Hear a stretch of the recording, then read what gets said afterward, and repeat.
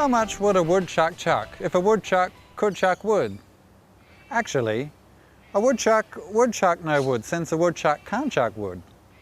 But if a woodchuck could chuck and woodchucks some amount of wood, how much would a woodchuck chuck?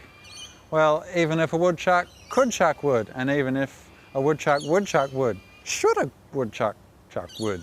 That's the question we really need to ask ourselves. The reality is, a woodchuck should chuck wood as long as a woodchuck could chuck wood, and as long as a woodchuck would chuck wood.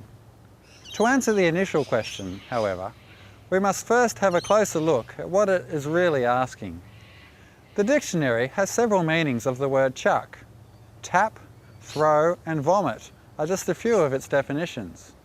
Also, a woodchuck, as discovered in my research, is actually a groundhog, weasel or whistle pig. Finally, we should also be sure of the definition of wood. This can mean either the hard fibrous substance beneath the bark of a tree, a golf club or a keg.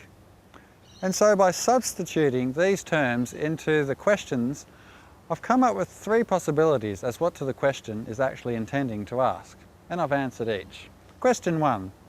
How much hard fibrous substance beneath the bark of a tree would a groundhog tap if the groundhog would tap the hard fibrous substance between the bark of a tree? Answer: enough to produce a handful of sawdust. Question number 2.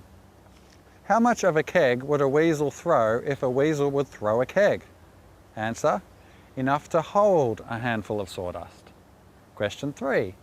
How much of a golf driver would a whistle pig vomit if a whistle pig would vomit a golf driver? Answer: enough to require a handful of sawdust. While we can speculate until the woodchuck chucks which definition the question intends, the only thing we know for sure is that if you see a woodchuck about to chuck wood, you'd better either be wearing safety goggles and an apron or stand well back.